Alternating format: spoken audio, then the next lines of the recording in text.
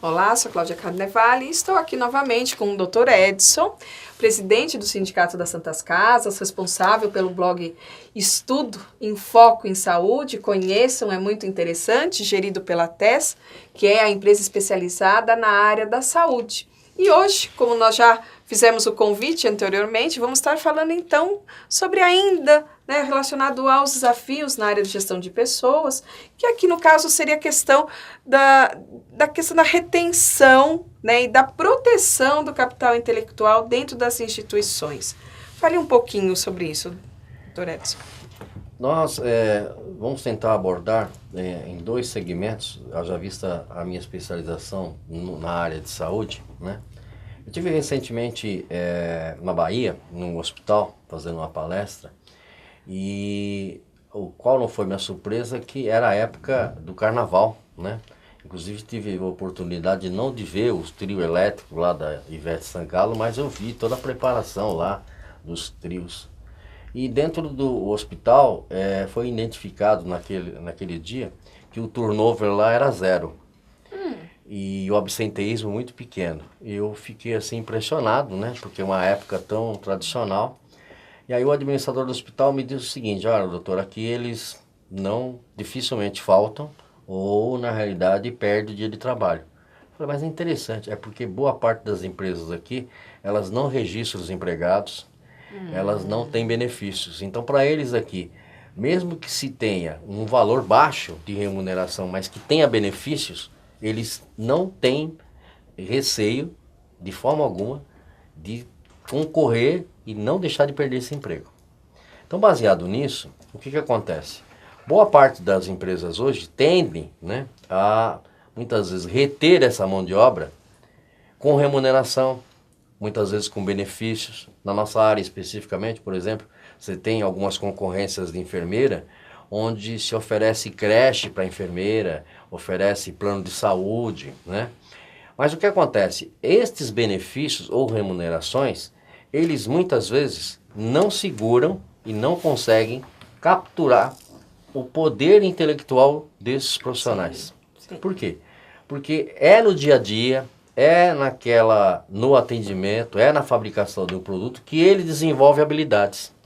E estas habilidades que muitas vezes faz com que ele, na realidade, venha a ter um nível profissional diferenciado. Eu dou um exemplo sempre a nível de consultoria, que um determinado hospital precisava fazer um levantamento de despesas e descartáveis. E ele tinha uma quantidade de descartável, o custo disso era muito alto. Então ele chamou uma consultoria, uma empresa especializada, e a empresa passou lá um mês fazendo o trabalho e não identificava qual é esse custo descartável. Então ele andando pelo hospital, ele foi em um determinado andar e encontrou uma copeira com uma bandeja para servir o alimento para o paciente, e em dado momento a mulher pegou uma caixa de talheres de plástico e pegou um monte assim e colocou dentro da bandeja. E aí o rapaz perguntou para ela, né? Falou assim, mas por que a senhora coloca tanto talheres assim de uma vez? Falou assim, eu não sei. Eu sei que esse pessoal aqui, todos os pacientes reclamam que esses garfinhos quebram sempre. Então o que eu fiz? Eu ponho agora de monte que eles não reclamam mais. Então, esse é um exemplo do fato de que as pessoas não conseguem observar esses tipos de situações. Eles, na realidade, a pirâmide na área de recursos humanos tende a estar uma valorização mais para o ápice e não para a base da pirâmide. E a base da pirâmide que, de fato, num processo de retenção de despesa, é a primeira a ser cortada. Né? E além disso, também no processo de satisfação do usuário, Sim. Porque são eles que estão com o usuário, é só a De fato. copeira que está com o usuário, é o auxiliar que está Sim. com o usuário. E outra coisa que esta qualificação profissional é que necessariamente precisa de um maior processo de capacitação. E essa capacitação é que faz com que a gente possa reter esse nível intelectual, esse talento para as empresas, né? E que não é observado hoje. Elas perdem com isso porque o próprio profissional ele muda de um serviço por outro por pequenas quantias, uma diferença de R$100 ou R$50, ele muda, entendeu? Porque ele se sente não valorizado. Porque há uma cultura nossa hoje de que os profissionais, eles são robôs, né? Eles têm que obedecer tudo aquilo que eu falo, né? Então não tem até um processo de passagem de plantão, né, do hospital, as coisas são feitas assim de uma maneira muito fria, né? Não há uma paixão pelo atendimento. Sim. Se faz aquilo de uma maneira automática, né? Passagem de plantão, a passagem de um posto de serviço, de um porteiro, e assim sucessivamente dentro de um plantão de equipamentos, que se transfere de uma rotina do equipamento para o outro, né? Então isso eu acho que é muito difícil. Sim, com certeza.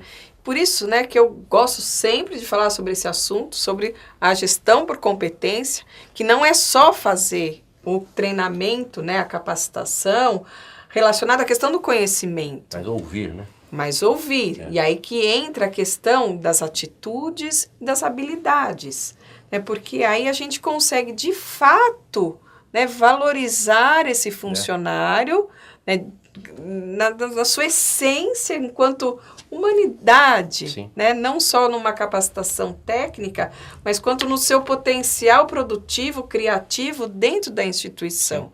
Né? Eu acho que isso é uma reflexão muito importante, porque realmente, às vezes, se gasta muito com esses benefícios ligados à questão financeira.